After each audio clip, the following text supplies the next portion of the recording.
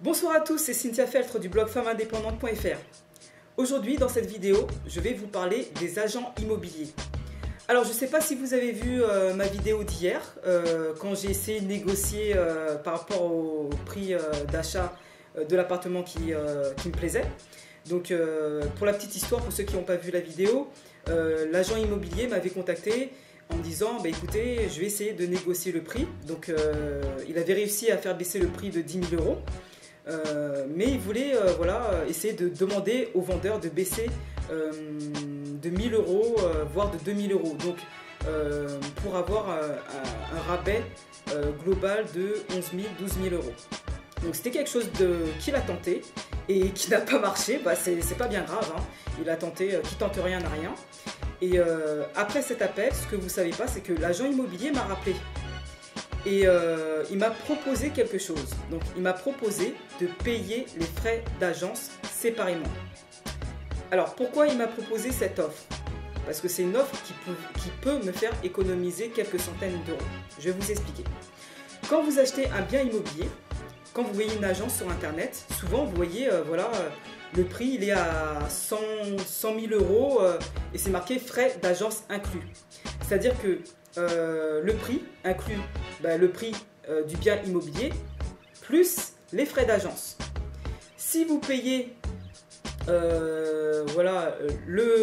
l'appartement plus les frais d'agence et vous avez des frais de notaire qui s'élèvent généralement à 7,5% ou 8%, vous payez les frais de notaire sur le prix du bien immobilier plus sur les frais d'agence. Mais si vous payez les frais d'agence séparément, vous n'allez pas payer les frais de notaire sur les frais d'agence. C'est-à-dire que les frais de notaire, donc, vous allez les payer simplement sur le bien immobilier. Donc ça vous fait quand même économiser quelques centaines d'euros. Donc moi, après avoir discuté avec l'agent immobilier, il m'a avoué que il a fait baisser ses frais d'agence. Au lieu de payer 14 000 euros de frais d'agence, il a baissé à 8 000 euros. Donc sur ces 8 000 euros, si je les paye séparément, je n'aurai pas à payer les frais de notaire dessus. Donc j'ai fait le petit calcul, j'ai fait 7% des frais de notaire sur les 8 000 euros de frais d'agence, ça me fait 600 euros. Donc voilà, c'est quelque chose qui m'a plu chez cet agent immobilier. Parce qu'il m'a quand même rappelé pour essayer que je puisse faire des économies. Donc effectivement, je connaissais cette astuce de payer les frais d'agence séparément pour faire des économies, pour ne pas payer sur les frais de notaire. Mais de lui-même, il m'a rappelé pour me donner cette astuce pour que je puisse faire des économies. Donc ça me met la puce à l'oreille pour me dire, voilà, ça c'est un bon agent immobilier, il veut absolument que je fasse des économies, il veut que j'achète le bien et il est prêt à trouver des solutions pour faire baisser le prix pour que je puisse acheter l'appartement. Donc voilà, ça c'est vraiment une des choses qui me mettent la puce à l'oreille, comme quoi c'est un bon agent immobilier.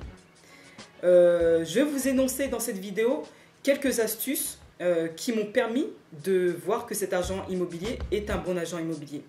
Alors si vous connaissez mon blog, vous savez que j'ai écrit un article déjà qui s'appelle Comment trouver un bon agent immobilier comme son mec. Je donne quelques astuces pour bien reconnaître un agent immobilier. Donc vous pouvez vraiment parcourir mon blog pour retrouver cet article. Mais moi par rapport à ce bien immobilier, ça m'a mis la puce à l'oreille que c'était un bon agent. Parce que non seulement il me rappelle pour me proposer de payer les frais d'agence séparément. Donc voilà, il veut absolument me faire des économies et il réfléchit pour que je puisse faire des économies. Donc ça, c'est déjà un bon point. Le deuxième bon point qui me fait penser que c'est un bon agent immobilier, c'est que quand j'ai fait le devis par l'entrepreneur, l'entrepreneur a estimé des travaux pour 25 000 euros, 26 000 euros environ. Voilà. Et j'ai proposé à l'agent immobilier de négocier le prix de vente à 175 000 euros. Donc le bien était à 190 000, de faire une réduction du prix du devis. Et en fait, c'est vrai que c'était un petit peu gros, je prenais des risques. Est-ce que le vendeur accepterait un rabais de 25 000 euros quand même? Voilà, j'ai tenté. l'agent immobilier n'a pas refusé. Il y a des agents immobiliers, vous leur dites bah, faites-moi un rabais, essayez de négocier pour moins 25 000. Ils vont vous dire bah non, le vendeur ne voudra pas, je sais déjà ce qu'il va dire, il va refuser l'offre. Bah, l'agent immobilier que j'ai eu là, qui me suit, m'a dit bah, écoutez, je pense pas qu'il va dire oui, sincèrement, mais je veux bien essayer. Donc ça me met la puce à l'oreille qui me dit que cet agent immobilier est prêt à faire des efforts pour que je fasse des propositions, qu'il n'est pas peureux à se prendre un non, qui va quand même recevoir le vendeur, essayer de négocier. Et voilà, tant pis si ça passe pas, tant pis, mais au moins il aura essayé. Donc déjà, voilà, l'agent immobilier, il n'a pas peur de se prendre un non et il est prêt à négocier le bien immobilier. Donc ça déjà, c'est quelque chose qui me prouve que c'est un bon agent immobilier. Troisième point qui me fait penser que c'est un bon agent immobilier, c'est que de lui-même, il m'a proposé de négocier le prix à la baisse. Il a essayé de voir si le vendeur pouvait baisser son prix, en plus des 10 000 euros de rabais, de 1 000 à 2 000 euros, sans que je lui ai demandé quoi que ce soit. Donc ça, c'est une preuve comme quoi il est vraiment prêt à se démener pour que je puisse, moi, faire des économies et que je puisse acheter le bien. Quatrième point qui me fait penser que c'est un agent qui veut vraiment que j'achète et qu'il est prêt que je fasse des économies, c'est qu'il est prêt à négocier auprès de sa direction pour faire encore baisser les frais d'agence, malgré qu'il a déjà baissé ses prix au niveau des frais d'agence.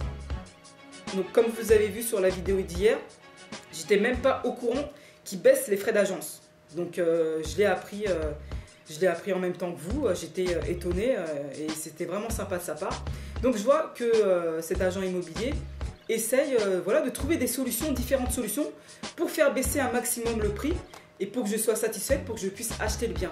Donc moi ça me fait plaisir et il essaie de réfléchir à différentes solutions pour faire baisser le prix. Et ce sont des astuces qui me prouvent que c'est un bon agent immobilier. Je vous remercie infiniment d'avoir regardé cette vidéo. Si vous avez des astuces vous aussi pour trouver un bon agent immobilier et des choses qui vous mettent la puce à l'oreille, qui vous disent que vous êtes avec un bon agent immobilier, n'hésitez pas à m'en parler dans les commentaires. Si vous avez aimé cette vidéo, n'hésitez pas à cliquer sur like. Si vous n'avez pas aimé, cliquez sur je n'aime pas.